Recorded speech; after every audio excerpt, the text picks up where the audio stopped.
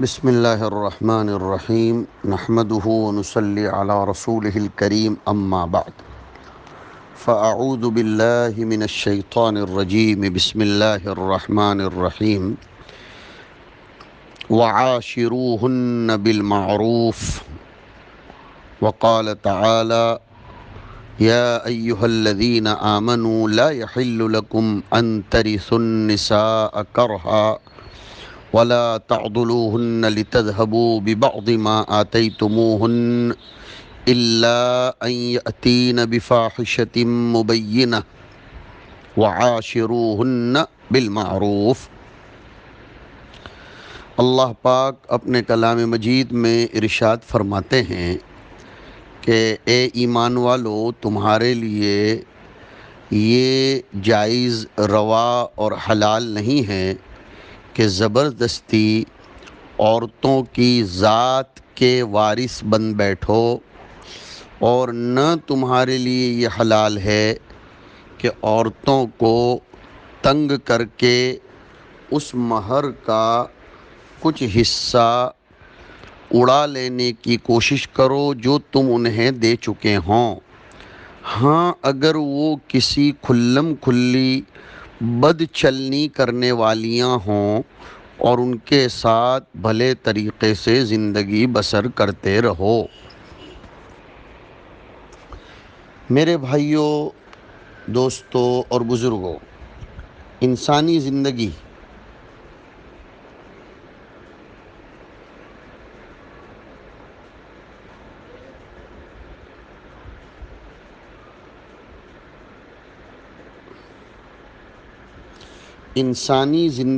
اور انسانی معاشرے کی بنیاد مرد اور عورت کے پاکیزہ تعلقات، اس کی استواری اور اس کی مضبوطی پر ہے۔ ہیومن بینگ سوسائٹی، انسانی تمدن اور معاشرہ تب تک پاکیزہ ہے جب تک مرد اور عورت کا، میاں بیوی کا تعلق صاف ستھرا، پاکیزہ، محبت بھرا ہے۔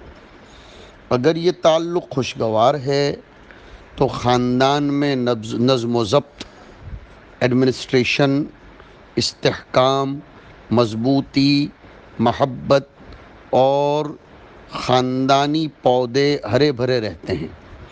اور اگر میاں بیوی کے ریلیشنز اور ان کے تعلقات میں ناخوشگواری، کھینچتان ہے تو اس کی وجہ سے خاندان پریشان اور برباد ہو جاتا ہے۔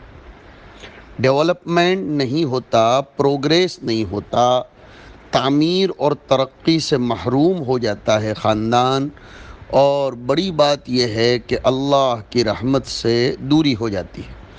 اللہ تعالیٰ نے مردوں اور عورتوں کو ایکول اہمیت اور امپورٹنس دیا ہے۔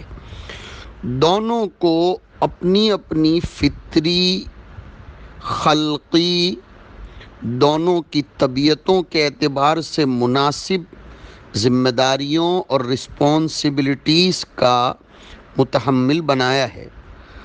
مرد کو بال بچوں کے نان نفقہ، کمانا، کھانے پینے کا انتظام کرنا، تعلیم و تربیت کا انتظام کرنا، اس کا ذمہ دار بنایا ہے، اور عورت کو گھر کی حفاظت، بچوں کی نگہداشت، ان کا سپرویژن، آبزرویشن، ان کا واچ اور پرورش کا ذمہ دار بنایا ہے۔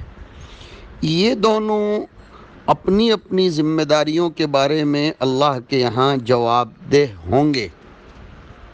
حضور پاک صلی اللہ علیہ وسلم کا ارشاد گرامی قدر امام بخاری نے نقل فرمایا ہے کہ الرجل راع علی اہل بیتہ والمرأة راعیۃ علی اہل بیت زوجها وولدہ فکلکم راع وکلکم مسئول عن رعیتہ۔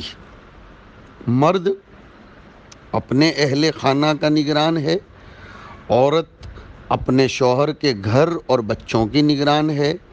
تم میں سے ہر شخص نگران ہے، اور اپنی نگرانی کے سلسلے میں اسے اللہ کے یہاں جواب دینا پڑے گا، اس کی پوچھ تاچھ ہوگی۔ اللہ تعالیٰ نے مرد اور عورت دونوں کو ایک دوسرے کی تکمیل اور تسکین کا ذریعہ بنایا ہے، اور دونوں کے حقوق ایک دوسرے پر مقرر کیے ہیں۔ اللہ تعالیٰ کا ارشاد ہے وَلَهُنَّ مِثْلُ الَّذِي عَلَيْهِنَّ بِالْمَعْرُوفِ، عورتوں کے لیے بھی معروف طریقے پر ویسے ہی حقوق ہیں جیسے مردوں کے حقوق عورتوں پر ہیں، البتہ مردوں کو عورتوں پر ایک درجہ فضیلت حاصل ہے۔ میاں بیوی، ہسبینڈ وائف، دونوں کو ایکول رائٹس، حقوق اور فرائض کا ذمہ دار قرار دینے کے باوجود اللہ رب العزت نے شوہر کو بیوی پر معمولی فضیلت عطا کی ہے، اور اس کی وجہ بھی دوسری آیت میں واضح کی کہ مرد پر بیوی بچوں کی کفالت کی ذمہ داری ہے، اور یہ فطری بات ہے کہ کفیل، ذمہ دار، رسپانسیبل پرسن کو انڈر رسپانسبلٹی افراد اور پرسنس پر، زیر کفالت افراد پر برتری ہوتی ہے۔ اللہ کا ارشاد ہے الرجال قوامون علی النساء بما فضل اللہ بعضهم علی بعض وبما انفقوا من اموالہم، مرد عورتوں پر قوام ہیں، ذمہ دار ہیں، اس بنا پر کہ اللہ نے ان میں سے ایک کو دوسرے پر فضیلت دی ہے، اور اس بنا پر کہ مرد اپنے مال خرچ کرتے ہیں۔ شوہر اگر گھر کا نگران اور مینیجر ہے تو اسے گھر کے مسائل کو اہل خانہ کے مشورے سے حل کرنا چاہیے، ڈکٹیٹر بن کر حکم نہیں چلانا چاہیے، گھر کے لوگوں کی عزت و احترام کرنا چاہیے، اور ان کے بارے میں اللہ اور اس کے رسول صلی اللہ علیہ وسلم کی ہدایات کی پابندی کرنی چاہیے۔ اسلام سے پہلے عربوں کے سماج میں، بلکہ دنیا کے دوسرے حصوں میں، عورتوں کو عزت و احترام کا مستحق نہیں سمجھا جاتا تھا، ان سے بدسلوکی کی جاتی تھی، ان پر ظلم کیا جاتا تھا، اور ان کے مال و جان پر ناجائز قبضہ جمایا جاتا تھا۔ اسلام نے جاہلیت کے اس غیر انسانی عمل کو ختم کر دیا اور عورتوں کو ایکول عزت و احترام، رسپیکٹ کا مستحق قرار دیا۔ خاص طور پر وائف اور بیوی کی عزت و اکرام کو بہت زیادہ پاکیزہ اور بلند مرتبے تک پہنچا دیا، اور بیویوں کے ساتھ حسن سلوک کی بڑی تاکید فرمائی۔ جناب رسول اللہ صلی اللہ علیہ وسلم نے عورتوں سے اچھا سلوک کرنے، ان کی عزت و تکریم کرنے کو مردوں کی شرافت کا معیار اور تھرمامیٹر بنایا ہے اور بتایا ہے۔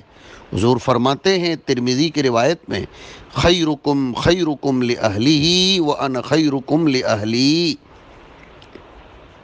تم سے بہترین انسان وہ ہے جو اپنی فیملی کے لیے بہتر ہو، اور میں تم لوگوں میں اپنی فیملی کے لیے سب سے زیادہ بہتر ہوں۔ پریکٹیکلی بھی حضور نے ثابت کر کے بتایا، صرف اورلی نہیں۔ ایک دوسرے موقع پر ارشاد فرمایا ترمذی کی روایت میں ان من اکمل المؤمنین ایمانا احسنہم خلقا وخیارکم خیارکم لنسائہم، کہ مومنوں میں سب سے کامل ایمان اس کا ہے جس کے اخلاق زیادہ اچھے ہوں، اور تم میں بہترین لوگ وہ ہیں جو اپنی بیویوں کے سلسلے میں بہتر ہوں۔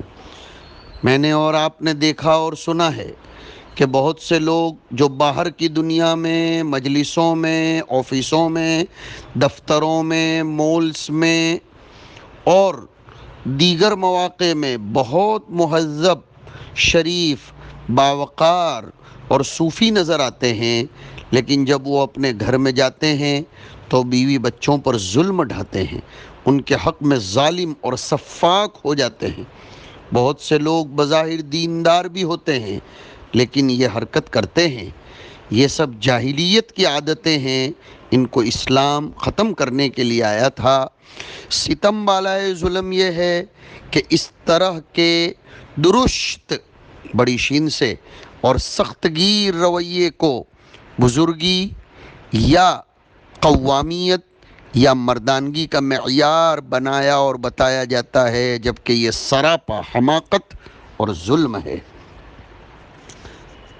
جناب نبی کریم صلی اللہ علیہ وسلم سے زیادہ بہادر آج تک روئے زمین پر کوئی نہیں آیا، لیکن حضور نے اپنی بیویوں کے ساتھ نہایت نرمی کا معاملہ فرمایا۔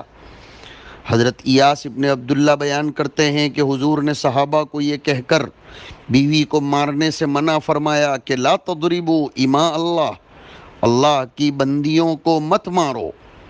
ان کو بندیاں اور اللہ کی بندیاں تشریفی اضافت کے طور پر فرمایا۔ صحابہ نے اس پر عمل کیا۔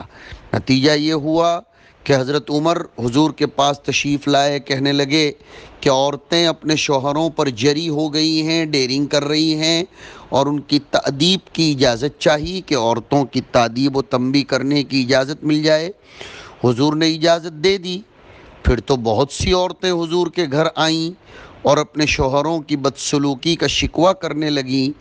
حضور نے صحابہ کرام کو اس وقت مخاطب کر کے فرمایا کہ لقد طاف بآل بیت محمد نساء کثیر یشکون ازواجہن لیس اولئک بخیارکم، رواہ ابو داؤد، کہ بہت سی عورتوں نے محمد کے گھر کا چکر لگایا۔ یہ عورتیں اپنے شوہروں کی بدسلوکی کی کمپلین کر رہی تھیں۔ ان سے بدسلوکی کرنے والے تم میں سے اچھے لوگ نہیں ہیں۔ حضور نے اپنے آخری خطبہ حجۃ الوداع میں بھی عورتوں کے ساتھ حسن سلوک کرنے کی خصوصی تاکید کی تھی۔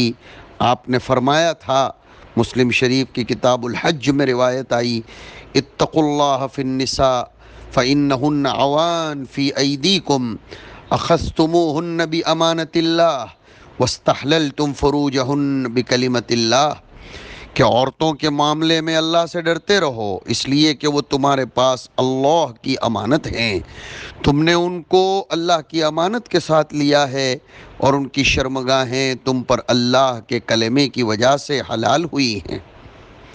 دینی تعلیم اور طبعی خاندانی شرافت کی کمی کی وجہ سے آج بھی بہت سے مسلمان اپنی بیویوں کے ساتھ بدسلوکی کر رہے ہیں۔ بہت سے شوہر اپنی بیویوں سے محبت نہیں کرتے، گناہ کی طرف مائل ہو جاتے ہیں۔ بہت سے شوہر اپنی بیوی کا خرچہ پانی دینے میں بہت کوتاہی کرتے ہیں۔ بہت سے شوہر بیوی کو میکے چھوڑ کر آ جاتے ہیں۔ بہت سے شوہر مدتوں ان سے نہیں ملتے، نہ ان کو رکھتے ہیں اور نہ آزاد کرتے ہیں، بلکہ معلقہ بنا کر چھوڑ دیتے ہیں۔ بہت سے شوہر جوانی میں ان سے فائدہ اٹھاتے ہیں، اور جب ان کی عمر ڈھلتی ہے یا وہ بیمار ہوتی ہیں تو ان سے بے توجہی برتتے ہیں۔ یہ ساری حرکتیں انسانیت سے گری ہوئی ہیں اور اسلامی تعلیمات کی کھلم کھلا خلاف ورزی ہے۔ ایک ساتھ رہنے سہنے سے بعض تکلیفیں ہوتی ہیں میرے بھائیوں، بعض باتیں ناموافق بھی ہوتی ہیں اور بعض عادتیں ناپسندیدہ بھی ہو سکتی ہیں۔ اللہ کا حکم یہ ہے کہ ایسی چیزوں پر صبر کرو، حکمت سے ان کی اصلاح کرنے کی کوشش کرو جہاں تک اصلاح کی گنجائش ہو۔ ایسا نہ ہو کہ ان سے نفرت کرنے لگو اور وہ سلوک اپناؤ جو تمہاری غیرت اور شرافت کو داغدار کر دے۔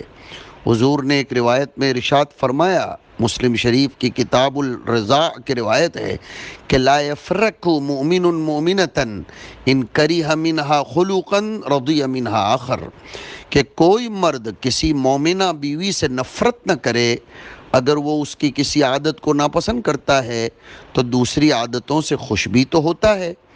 پوزیٹیو تھنکنگ پر آئے، بیویوں کی کمزوریوں کو نظر انداز کرنا، ان پر سختی نہ کرنا، بلکہ مہربانی اور خوش اخلاقی سے پیش آنا، یہ مہذب انسان اور مہذب معاشرے کی پہچان ہے۔ سنیے، اللہ نے مرد کو عورت کا اور عورت کو مرد کا لباس قرار دیا ہے۔ ہن لباس لکم وانتم لباس لہن۔ بغور توجہ دیں کہ لباس کی 3 اہم خوبیاں ہیں۔ نمبر 1، انسان کے جسم کی حفاظت کرتا ہے۔ نمبر 2 پردہ پوشی کرتا ہے۔ نمبر 3 زینت اور راحت ہے۔ ٹھیک اسی طرح مرد و عورت ایک دوسرے کے محافظ ہیں، پردہ پوش ہیں اور زینت و راحت ہیں۔ مرد اور عورت ایک دوسرے کے محافظ ہیں، ایک دوسرے کے عیب کو چھپاتے ہیں اور ایک دوسرے کی زینت و راحت کا سامان ہیں۔ بہت سے مرد ایسے ہیں جو وراثت میں عورتوں کو ان کا جائز حق نہیں دیتے۔ یہ ہمارے ہندوستانی معاشرے میں 90 بلکہ اس سے زیادہ پرسنٹیج بات پائی جاتی ہے۔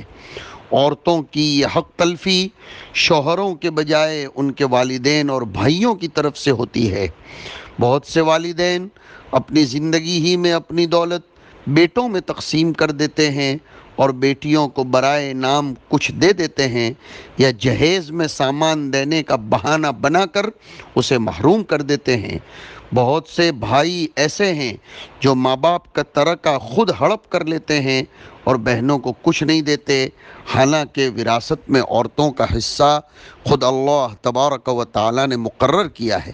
انسانوں کو اختیار نہیں ہے کہ وہ ان سے چھین لیں۔ اللہ کا ارشاد ہے للرجال نصیب مما ترک الوالدان والاقربون وللنساء نصیب مما ترک الوالدان والاقربون مما قل منه او کثر نصیبا مفروضا، کہ مردوں کے لیے اس مال میں حصہ ہے جو ماں باپ اور رشتہ داروں نے چھوڑا ہو، اور عورتوں کے لیے بھی اس مال میں حصہ ہے جو ماں باپ اور رشتہ داروں نے چھوڑا ہو، خواہ تھوڑا ہو یا بہت، اور یہ حصہ مقرر ہے۔ سننا چاہیے، جاننا چاہیے، توجہ دینی چاہیے کہ جو لوگ عورتوں کے وراثت کا حق چھین لیتے ہیں، ان کو مال و جائیداد میں حصہ نہیں دیتے ہیں، اس حصے سے ان کا فائدہ اٹھانا جائز نہیں ہوتا۔ یہ ایسا ہی ہے کہ کسی دوسرے کی زمین جائیداد پر قبضہ کر لیا جائے۔ جس طرح دوسرے کی زمین جائیداد پر قبضہ کر لے کر اس کی آمدنی حلال نہیں ہوتی، اس طرح وراثت میں دبائے ہوئے مال کی آمدنی بھی درست نہیں ہوتی۔ مسلمانوں کو چاہیے کہ خواتین کی عزت و تکریم کریں، ان کے حقوق کی ادائیگی کے سلسلے میں اسلامی احکام کا پاس و لحاظ کریں اور اسلامی معاشرے کو بدنامی اور ذلت سے بچائیں اور اس کو داغدار نہ ہونے دیں۔ پریکٹیکلی طور پر حکومتوں کو، افراد کو، سوسائٹیز کو، کلچرز کو یہ ثابت کر کے بتلا دیں کہ ہمارے یہاں عورتوں کو بہت زبردست عزت دی جاتی ہے، ان کا اکرام کیا جاتا ہے، ان کے حقوق کی ادائیگی کا اہتمام کیا جاتا ہے۔ اللہ اس پہلو کی طرف بھی ہمیں توجہ کرنے کی توفیق نصیب فرمائے۔ وصلی اللہ علی النبی الکریم برحمتک یا ارحم الراحمین۔